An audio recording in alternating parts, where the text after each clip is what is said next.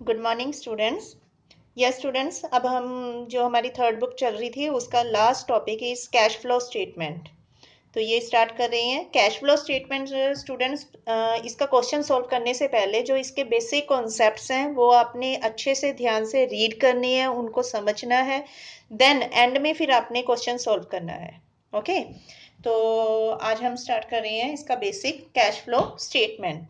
ये स्टूडेंट्स इसके नेम से ही क्लियर है, कैश फ्लो स्टेटमेंट यानी ये हमें बताता है कैश का फ्लो, कि कितना कैश इनफ्लो हो रहा है या आउटफ्लो हो रहा है। What is the meaning of inflow and outflow? Inflow means जब मान लो मैं कोई बिजनेस कर रही हूँ, अब बिजनेस में क्या है कि या तो कैश आएगा या जाएगा। मतलब अगर मैं कोई चीज परचेज करूंगी तो क्या होएगा, कैश मेरा जाएगा। अगर वही चीज मैं कोई ना कोई चीज सेल करूंगी तो देन कैश मेरे पास आएगा, यानी कैश का इनफ्लो होएगा या आउटफ्लो होएगा।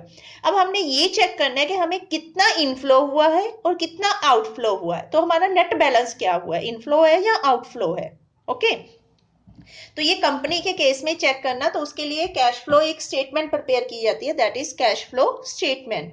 अब कैश फ्लो स्टेटमेंट में इट शोज इनफ्लो, इनफ्लो मतलब रिसीट्स, एंड आउटफ्लो यानी payments of cash during a particular period. अब ये हमने जो रिकॉर्ड देखना है कि कितना हमारे पास कैश इनफ्लो हुआ है या आउटफ्लो हुआ है, ये एक अकाउंटिंग पीरियड को लेके चलना है।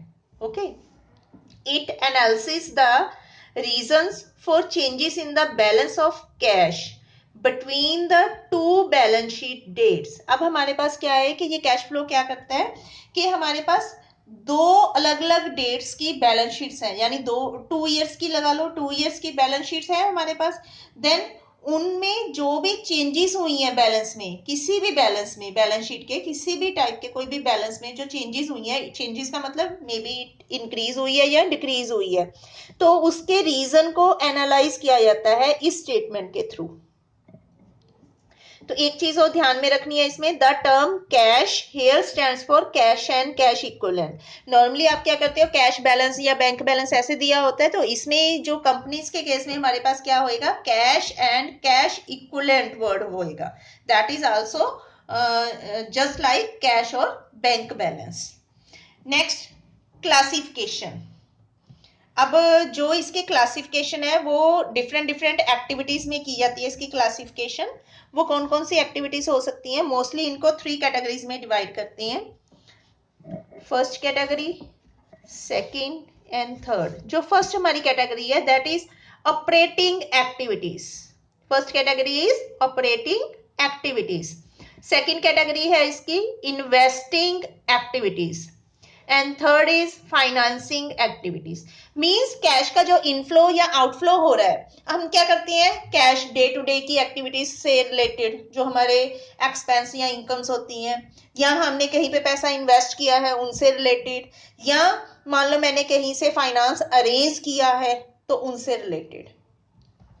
तो दैट इज इनको 3 एक्टिविटीज में डिवाइड किया हुआ है। अब तीनों की हम अलग अलग कैलकुलेशन करेंगे, यानी जो टोटल आइटम्स हैं, जो बिजनेस में जो भी एक्टिविटीज होती है, ट्रांजेक्शन्स होती हैं कंपनी में, तो उन कंपनीज की ट्रांजेक्शन्स को इन 3 कैटेगरीज में डिवाइड किया जाता है। अब वो ट्रांजेक्शन पे डिपेंड करता है, वो ट्रांजेक्शन इन्वेस्टिंग से रिलेटेड है, फाइनेंसिंग से रिलेटेड है या ऑपरेटिंग से रिलेटेड है। तो आपका फर्स्टली काम ये है कि आपने ट्रांजेक्शन को पहचानना है कि वो ऑपरेटिंग है, इन्वेस्टिंग है या फाइनेंसिंग है। Okay, next, operating activity. Operating activity से हमें क्या कैलकुलेट होता है, रेवेन्यू जनरेटिंग एक्टिविटीज, जिनसे हमें पता चलता है हमें एक्चुअल में रेवेन्यू कितना जनरेट हुआ है। तो वो रेवेन्यू जनरेटिंग एक्टिविटीज भी बोलते हैं इसको। वो किससे पता चलता है, हमारी ऑपरेटिंग एक्टिविटीज से। अब during the year long term में हमने एसेट्स परचेज की हैं या सेल की हैं, that is investing activities. Change in capital and borings, हमारी कैपिटल का बैलेंस इंक्रीज हुआ, डिक्रीज हुआ, या हमने बोरो इंक्रीज हो रही हैं या डिक्रीज हो रही हैं, तो ये दैट इज फाइनेंस से रिलेटेड जो भी चेंजेस होती हैं वो हमें किसमें इंक्लूड करते हैं, फाइनेंसिंग एक्टिविटीज। तो इसीलिए सबसे पहले आपके पास जो भी ट्रांजेक्शन्स होती है, जो इंफॉर्मेशन है, उस इंफॉर्मेशन को इन 3 कैटेगरीज में आपने डिवाइड करनी है। तो हर एक कैटेगरी की अलग अलग कैलकुलेशन होएगी, तो एंड में तीनों का टोटल करके हमारे पास टोटल कैश का बैलेंस आएगा, कैश इनफ्लो है, आउटफ्लो है, कितना बैलेंस है। ओके। तो that is cash flow statement. Mostly जो कैश फ्लो स्टेटमेंट है इन 3 एक्टिविटीज पे ही बेस है। तो वो स्टेटमेंट करने से पहले हम इसकी करते हैं कुछ इम्पोर्टेंस करते हैं इसकी। ये स्टूडेंट्स, जो इम्पोर्टेंस है वो मैं ज़्यादा डिटेल में नहीं जाऊंगी क्योंकि हमने आगे प्रोजेक्ट वर्क भी करना है, तो आपका प्रोजेक्ट जल्दी से जल्दी स्टार्ट हो। ये इम्पोर्टेंस बिल्कुल बेसिक कॉन्सेप्ट्स हैं, आप बुक में से भी रीड कर सकते हो। इम्पोर्टेंस का मतलब ये कैश फ्लो की क्या इम्पोर्टेंस है, ये हमारी कहाँ पे हेल्प करती है। अब आपको इसके पॉइंट से ही क्लियर हो जाएगा वो कहाँ कहाँ हेल्प करती है। मैं जस्ट पॉइंट्स रीड कर रही हूँ। Useful for short term financing, financial planning, यानी अगर हमने फाइनेंशियल कोई भी प्लानिंग करनी है, इट में भी शॉर्ट टर्म और लॉन्ग टर्म, तो मोस्टली ये हमारी शॉर्ट टर्म फाइनेंशियल प्लानिंग में बहुत हेल्प करती है। हमें पता चल जाता है कि हमारे पास कितना कैश अवेलेबल है या नहीं है, या कितना गया हुआ है। Okay. Second is useful in preparing the cash budget. अब जब हमने कैश का बजट प्रिपेयर करना है तो कैश बजट में भी टोटल कितनी रिसीट्स हुई हैं, पेमेंट्स कितनी है, पेमेंट्स एक्सीड्स टू रिसीट्स हैं, तो ये सारा कुछ सरप्लस, डेफिशिएंसी, ये सारा कुछ हमें कहाँ से पता चल जाता है कि इस स्टेटमेंट से। तो यानी हमें कैश बजट प्रिपेयर करने में भी हेल्प मिलती है। नेक्स्ट है comparison with the cash budget. अब इसमें हमें इजिली हम कंपैरिजन भी कर सकते हैं। हमने स्टार्टिंग में बोला था कि इसमें क्या होता है कि 2 सालों की हम आइटम्स को आपस में कंपेयर करते हैं, तो इट मीन्स उससे हमें पता चल जाता है कि लास्ट ईयर हमारा कैश बजट कैसा था, इस साल कैसा है, क्या इफेक्ट हो रहा है उसका, हमने क्या चेंजेस करनी है। Okay. Next is study of the trend of cash receipts and payment. अब इससे हमें ये भी पता चल जाता है कि कैश जनरेटिंग का या कैश हमारे पास जो इनफ्लो हो रहा है या आउटफ्लो हो रहा है, तो किन किन एक्टिविटीज में ज्यादा इनफ्लो हो रहा है, कहाँ पे कम इनफ्लो हो रहा है, कहाँ पे ज्यादा आउटफ्लो हो रहा है, तो ये प्रॉपर इजिली हमें पता चल जाता है। ऑपरेटिंग का ट्रेंड है, इन्वेस्टिंग का ट्रेंड है, या फाइनेंसिंग का है, किस चीज का ट्रेंड चल रहा है। It explains the deviations of cash from earning. अब हमें ये भी पता चल जाता है कि जो हमारे पास कैश फ्रॉम अर्निंग्स होती हैं, यानी कैश से जो हमारी अर्निंग्स हो रही हैं, देन जैसे मान लो ये किसी भी फर्म को अगर मान लो बहुत ज़्यादा प्रॉफिट्स हो रही है, देन प्रॉफिट सरप्लस हो गया, तो उस सरप्लस को वो कहाँ पे इन्वेस्ट कर रही है, उसका क्या यूज़ कर रही है, तो इट मीन्स लास्ट टाइम उन्होंने कहाँ यूज किया था, इस साल वो कहाँ यूज कर रहे हैं, तो जो डेविएशंस होती हैं इजिली हमें पता चल जाती हैं। यानी कैश से रिलेटेड जो भी डेविएशंस है वो इजिली हम कैलकुलेट कर सकते हैं इसकी हेल्प से। That is the main importance. इसके अलावा आपके पास अलग अलग बुक्स होंगी, अलग अलग पॉइंट्स हो सकते हैं, तो that is the main. Just मैंने आपको ये जस्ट इंफॉर्मेशन दी है कि इस टाइप में आपने ये इंपॉर्टेंस रीड करनी है। अब हम आगे प्रैक्टिकल स्टार्ट करते हैं। नेक्स्ट, ये स्टूडेंट्स, एक चीज का मोस्टली आप लोग ध्यान रखना, इसमें मेन क्या चीज ध्यान रखने वाली है, कुछ स्पेशल आइटम्स हैं जो आपको ध्यान में रखनी है। अब जो कैश फ्लो स्टेटमेंट है, जो कंपनीज होती हैं, ये ना कंपनीज के पे भी डिपेंड करता है कि हमारी किस टाइप की कंपनीज है। आपको पता है अलग अलग टाइप्स की कंपनीज होती हैं, कुछ का बिजनेस होता है जैसे मैन्युफैक्चरिंग का, कुछ का बिजनेस होता है फाइनेंसिंग का, ठीक है। तो दोनों में कुछ आइटम्स ऐसी हैं जिनकी ट्रीटमेंट डिफर डिफर हो सकती है, तो हम डिटेल में करते हैं। Firstly is interest and dividend. अब आपको पता है इंटरेस्ट और डिविडेंड क्या चीज होती है, शेयर्स और डिवेंचर से रिलेटेड।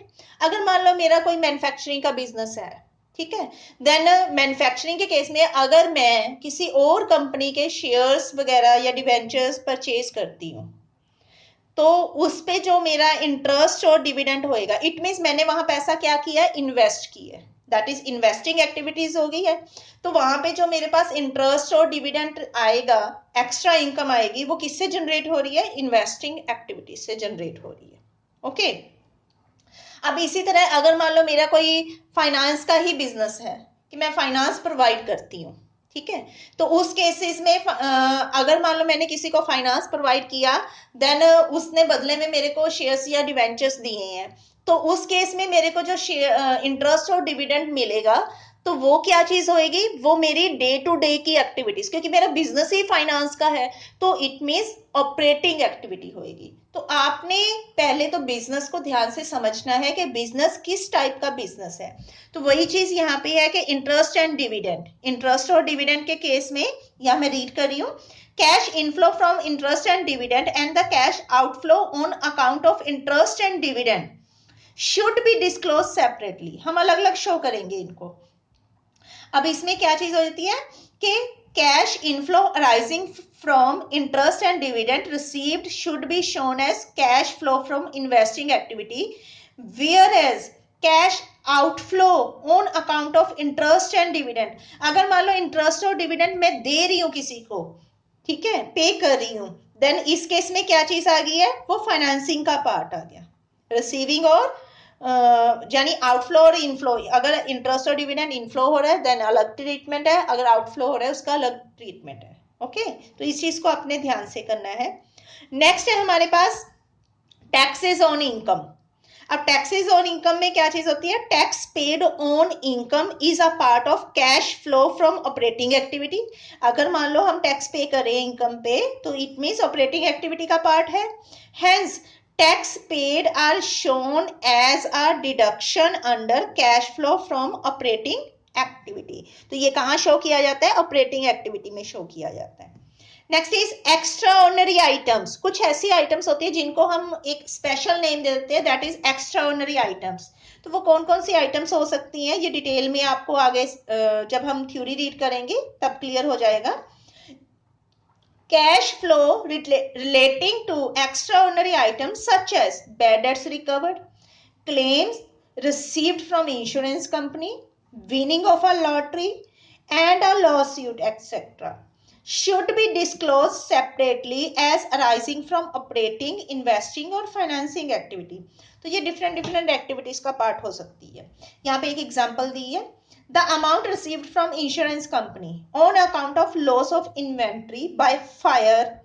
अब क्या है कि हमारे पास इंश्योरेंस कंपनी से क्लेम आ रहा है, तो उस केस में क्या हुआ था कि हमारी इन्वेंट्री लॉस हो गई थी by fire, earthquake, blood, flood वगैरह से, तो should be reported as cash flow from operating activity. तो ये इसका पार्ट हुआ, ऑपरेटिंग एक्टिविटीज का पार्ट हुआ। तो it means it's depend on situation, transaction पे डिपेंड करता है कि वो ऑपरेटिंग है, इन्वेस्टिंग है या फाइनेंसिंग का पार्ट है। ओके, नेक्स्ट है सिग्निफिकेंट नॉन कैश ट्रांजैक्शंस।